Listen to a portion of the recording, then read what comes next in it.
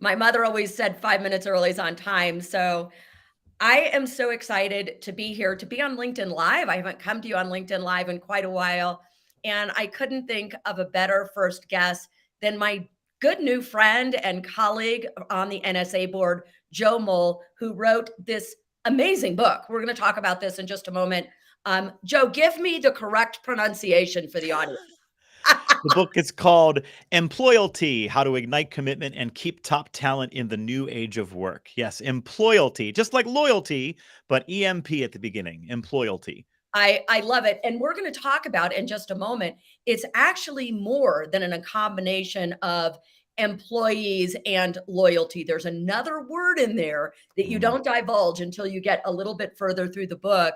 And that piece really spoke to me. So, again, a little bit of a pre show. It's Sherry Leviton on LinkedIn Live with my good friend, Joe Mull.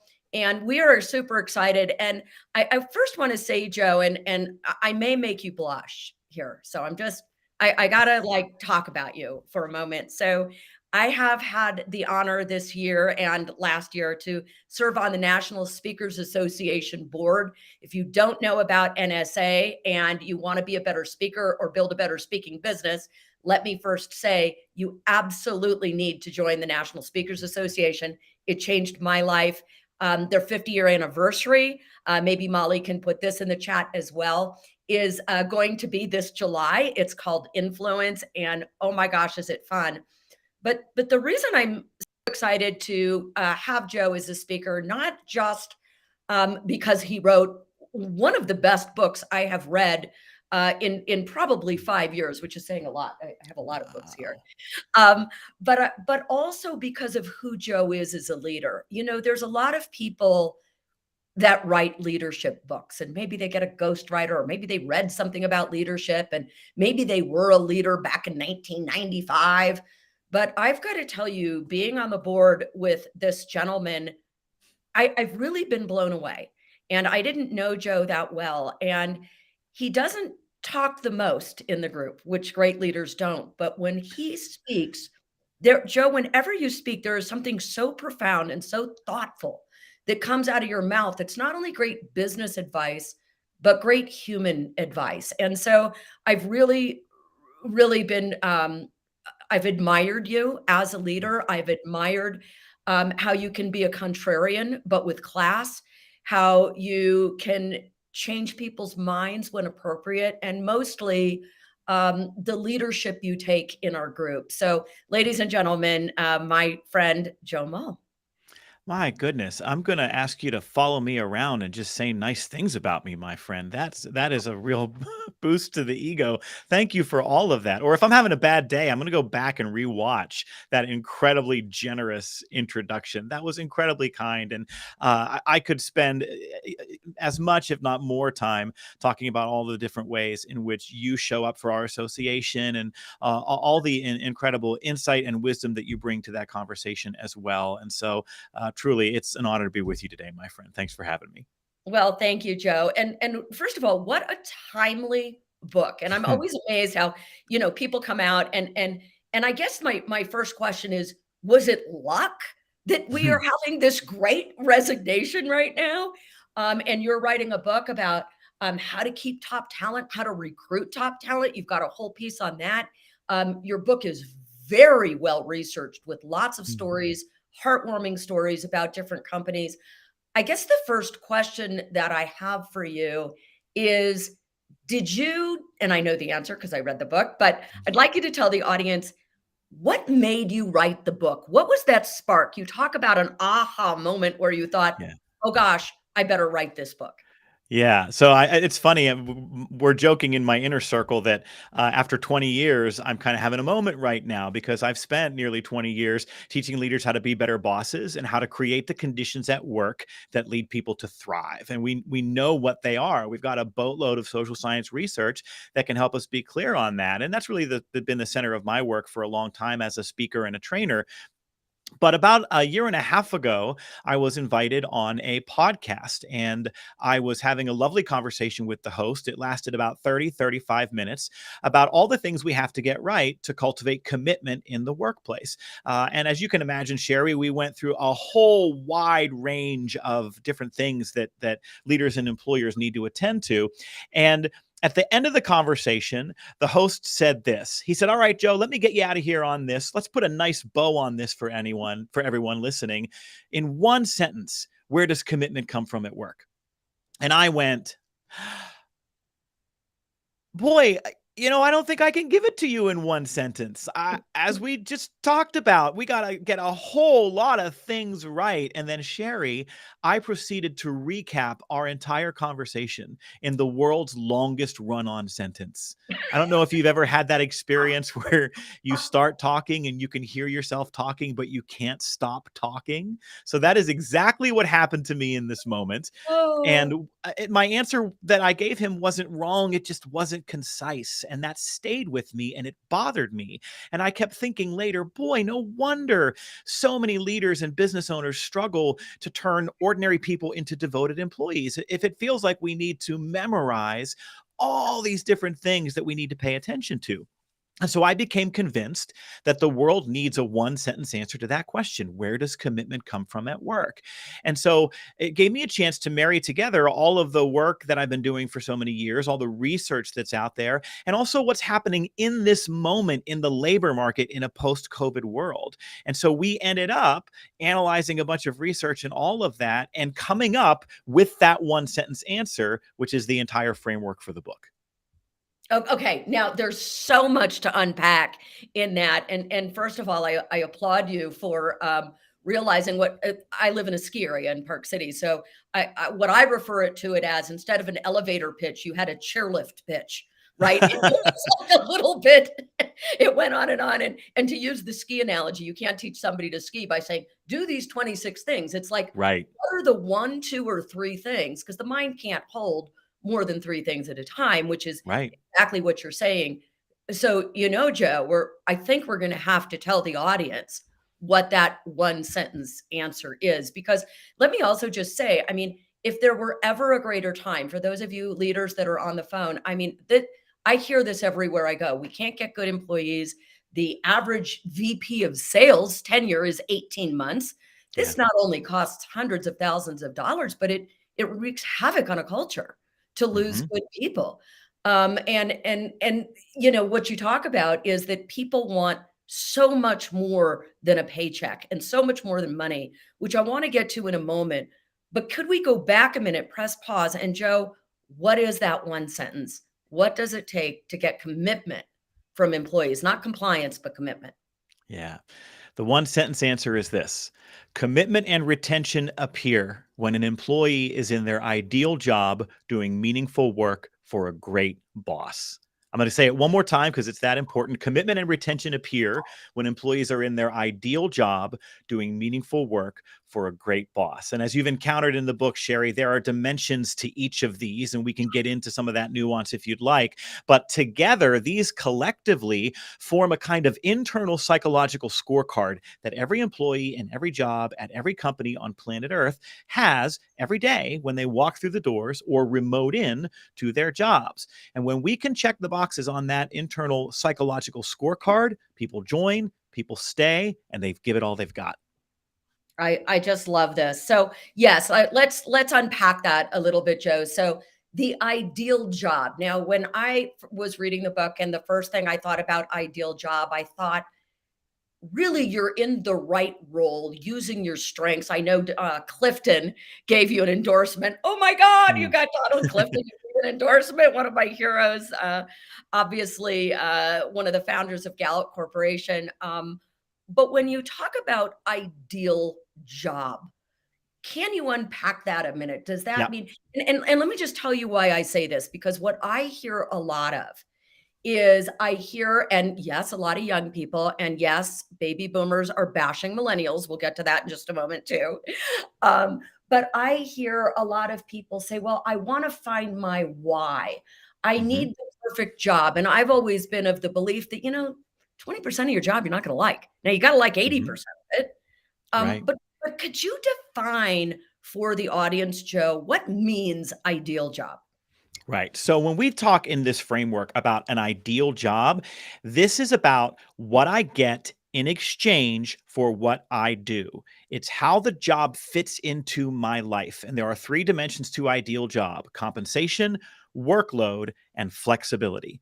So compensation includes my pay and benefits. And there is a link, there is a continuum that the more generous our compensation and benefits are, the more it impacts loyalty, right? Pay and benefits don't have a lot to do with effort at work, but they have everything to do with join and stay.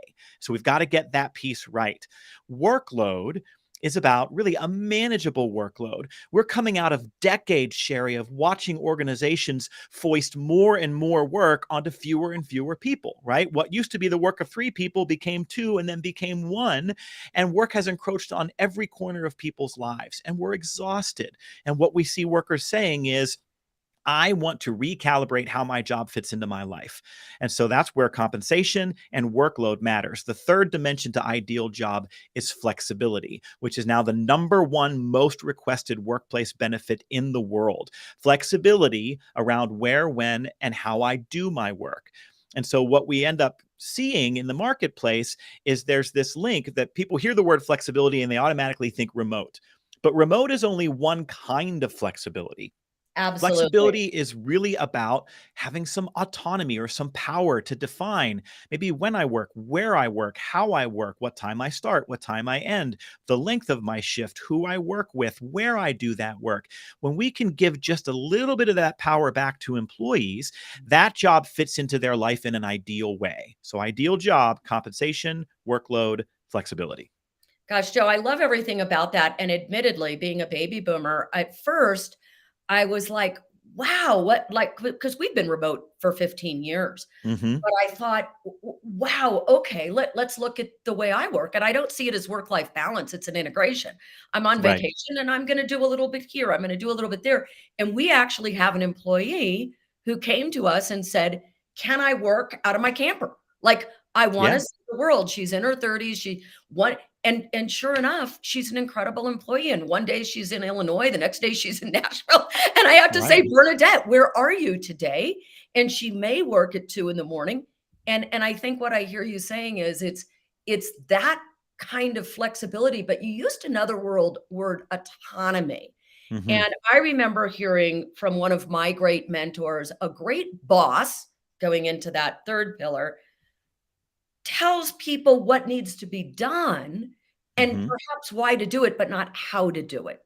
Is that Right. accurate? And I'm asking for me, Joe. Yeah, well, that's a part of the formula here. Of So, if you're an organization who's trying to grant more flexibility, or if you're considering some policies and approaches to create more manageable workloads, like, for example, 4-day work weeks are exploding in popularity right now. In order to get course. any of that right, No, I really liked you until right now. I see I'm so Molly sorry, in the my friend. background with her, cheerleading pom-pom right now. Well, underneath all of that, though, no matter what kind of innovations you decide to test or embrace, we've got to have clear ideas of how we're going to measure performance and evaluate outcomes for employees. And this is a means versus ends conversation, right? Too long, it's been about time inputs.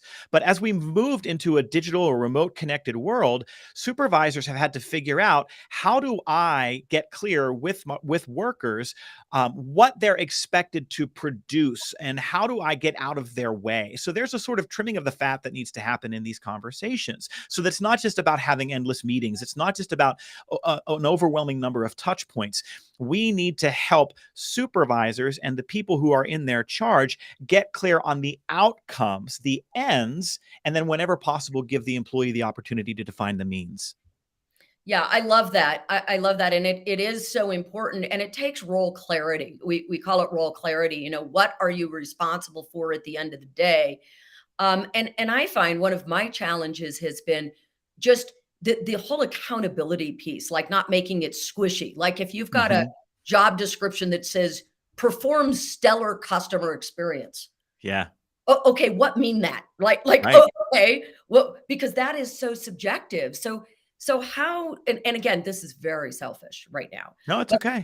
how, because I think, and I hear this, as we travel the globe and talk to different sales organizations, I do hear a lot. We're working with a Fortune 500 company right now that you would think has this right, which is also surprising, right? It's not just Hmm.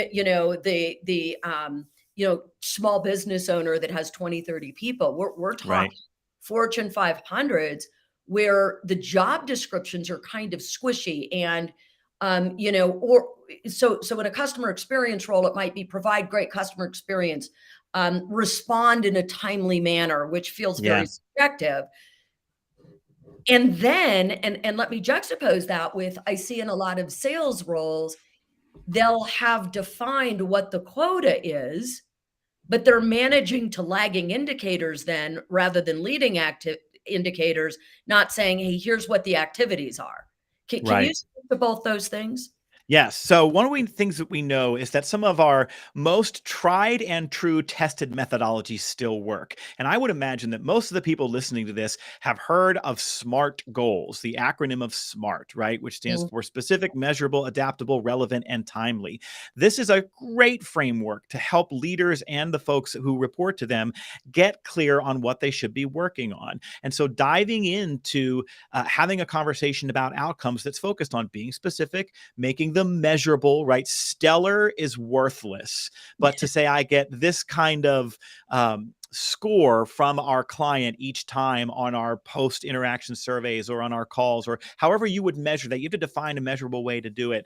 And then here's the thing, Sherry, that we know about engagement in remote work. Gallup has been studying remote work for decades, and they have consistently found that remote workers can be as engaged, if not more engaged, than in person employees, provided they get ongoing feedback from a mentor or direct supervisor. And so that's the other piece that you have to pair with SMART goals is, do we have a clear, understood, shared destination that we're working on, a set of outcomes that we're rowing toward? And are we periodically touching base and having coaching and feedback conversations about the journey to those goals? These things matter. The other piece of this is some basic training for bosses, which is to help them learn how to be better coaches and give better feedback. When we do a lot of our feedback training workshops, one of the fundamental things that we teach is to stop using adjectives like stellar, because they're squishy and they're subjective, but to instead use nouns and verbs, right? It's the difference between telling an employee, boy, your reaction with that customer was very negative. Well, negative is an adjective, and I don't know what you mean. Instead of saying, hey, I noticed that when you interacted with that customer, you kind of smirked and rolled your eyes and then you interrupted them. Those are behaviors. That's specific. Those are nouns and verbs. So there's some training and some skill development here that needs to happen with leaders while also focusing on SMART goals and ongoing feedback. Oh my God. I absolutely love this. And you're so right. And I can't believe we only have another 20, no, 13 minutes because I'm dying here. We're going to have you back, Joe. But um, I so think that this is everything. And in my research, we do a lot of work, train the trainer courses. We call it the 4 pillars of an effective training and coaching program. And coaching, whether it's effective or not, isn't even a debate. So, Mm, and we also know, I read some literature that 86% of managers think they're great coaches, and less than 13% of the people being coached think they're being coached well. So we've right. got quite a gap here, right? There's a huge gap. And I don't know if those numbers still hold, but oh my God. Well, you just landed on one of the dimensions of great boss. So that's that third factor in this framework. And I saw somebody in the live chat asked, so what makes a great boss? So I feel like you teed me up Yeah. perfectly here because coaching is one of the dimensions. And anybody listening to this knows that there are literally dozens of things a leader has to get right before somebody who works for them is going to point and say, I got a great boss. It looks like the three most important are what we call trust, coaching, and advocacy. So trust is a two-way street. Do I grant trust, right? Do I let people experiment and fail and get to their work product on their own? And do I earn trust, right? Have I demonstrated to my employees that I am trustworthy because I understand, because I'm competent, because I'm available, right? That trust, that two-way street of trust is one of the dimensions of being a great boss. The second dimension, as you just mentioned, Sherry, is coaching. And coaching is not feedback. Coaching is not telling. Coaching is asking. It's asking questions in the right order to mine people for their insights, their creativity, their ideas, and actually create more critical thinkers and self-actualization. This is a specific skill that leaders need ongoing training in. And then the third dimension of great boss is advocacy. Sherry, think about what an advocate does. They act in the best interests of another person. So, as a boss, do I just care about the tasks and duties of your job, or do I care about your career? Do I just care about who you are and how you're doing when you're on the job, or do I care about you as a human being outside of work? Do I advocate to make sure that you get the information and the materials and the equipment that you need to do your job? All of these roll up under that umbrella and advocacy. That's what makes a great boss. I just want Trust, to know how coaching, many people advocacy. want to work for Joe Mull right now. Like how many people like this is so great. And I see so much in the chat. It's just blowing Mhm. up here, Joe. Again, you pack a punch. You've got very dense, impactful language here. And you're absolutely right that the coaching is everything. And here's an interesting question. What role does autonomy play in Mhm. productivity? And how do you balance providing direction and autonomy? Great question. Yeah. So the role that autonomy plays is that it's a psychological building block, right? When you think about what we need as human beings, if you've looked at Maslow's hierarchy of needs, right? You know that at the foundation we need, food, clothing, shelter, and then next up we need relationships and community, and then right above that is that we need to own some influence over how we move through our day-to-day lives. And so what we find in the workplace is the degree to which you are able to give people some influence over some circumstance around how they work, what you get back is emotional and psychological fulfillment. So it plays a huge role. And you balance it with feedback by developing your skills as a leader and developing a relationship with that person that is not just focused on their outputs, it's also focused on their experience. We know we want to get X from you as an employee and as a contributor to our organization, but what do you want to get from this experience as well? If I am mutually invested in your professional success, you're going to be invested in our professional success. Let me put this in the simplest way possible. People generally do a great job when they believe they have a great job. So that feedback conversation actually needs to focus a little bit on what works for you in this job? What energizes you about this work? There's a whole model of what are called stay interviews, where we explore with people where they get their energy from, what keeps them coming to work, what would leave them to lead. And so those kinds of feedback and coaching conversations have to exist alongside the output conversations and the process conversations. Yeah, I love that. I always say that we can't affect somebody's outer world until we understand their inner world. And Right. I listen to so many coaching calls and on so many assessments again where the leader thinks they're coaching by Hmm. saying, and I have a friend who says they just say press the more button.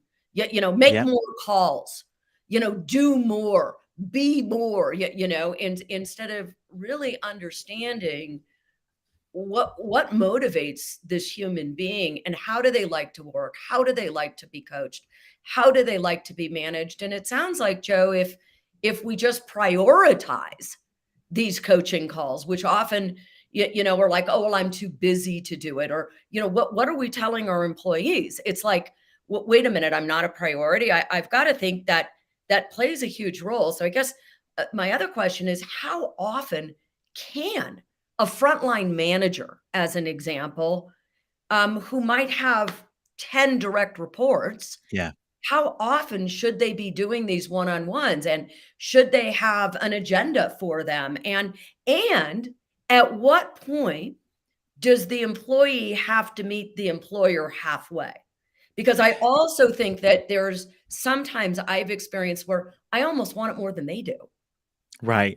I think it really depends on the industry and on the role, right? So if I am supervising white collar workers who are doing a lot of project work, right, working with a lot of information, working with project based work, I may need to have more frequent touch points for them around the projects that they're driving and the kind of work that they're doing.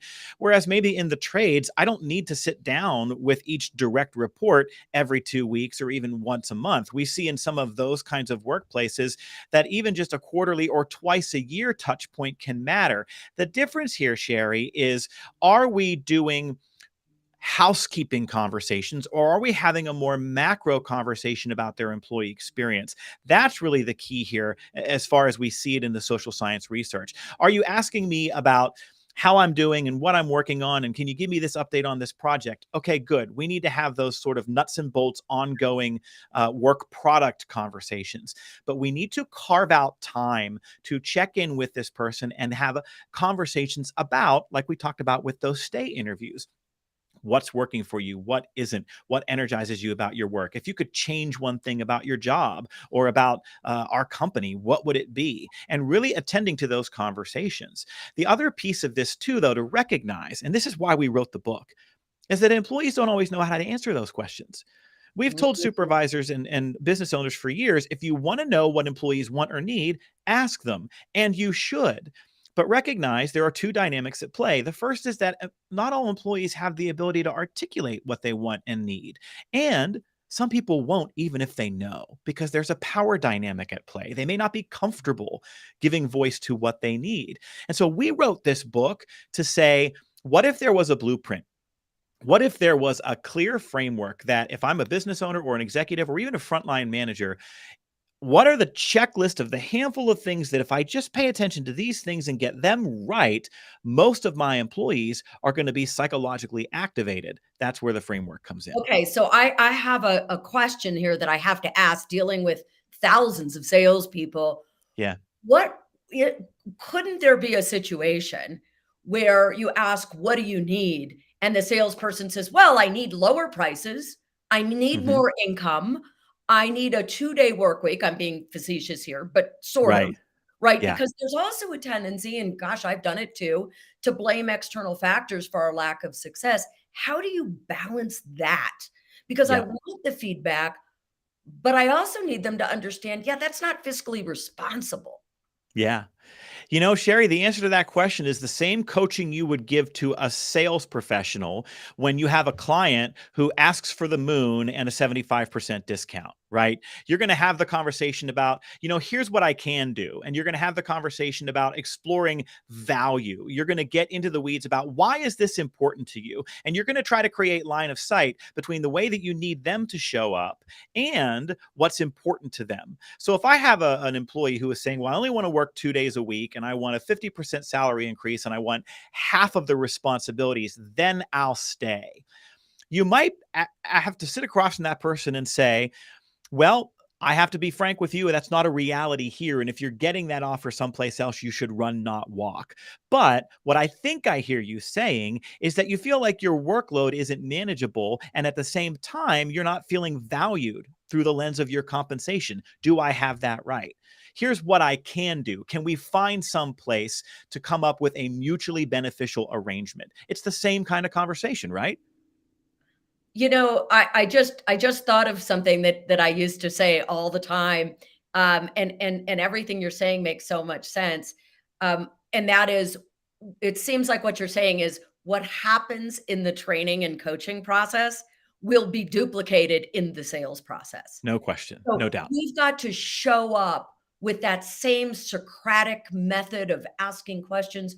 If we want salespeople to show empathy to a customer, boy, we better show empathy to them, because that's their model, right? What Yep. we do is what they're going to do.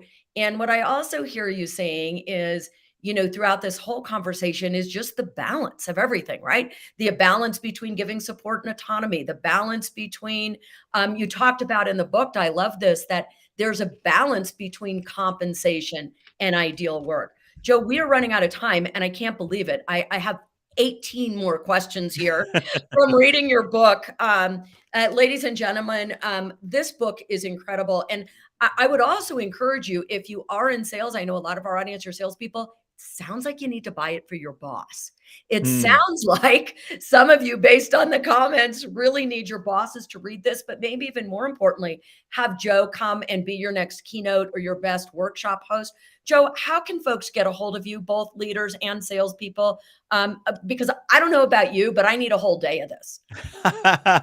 Well, if you need to find me and get in touch directly, you can go to joemull.com, joemull.com. If you want to dive deeper into a lot of these topics, we've got a very popular podcast called Boss Better Now. It continues to rank in Apple's top 100 of management podcasts. We talk about all the conditions that we have to create as leaders for people to thrive at work.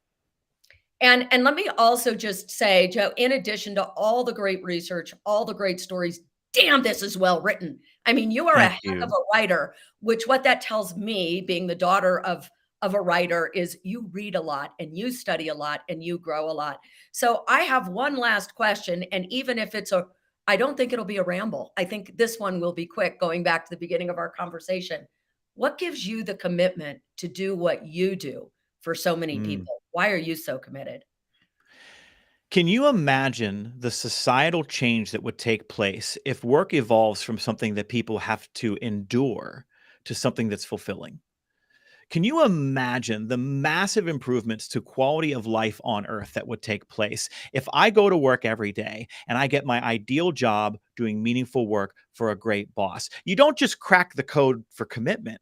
You enhance quality of life and make work work for all.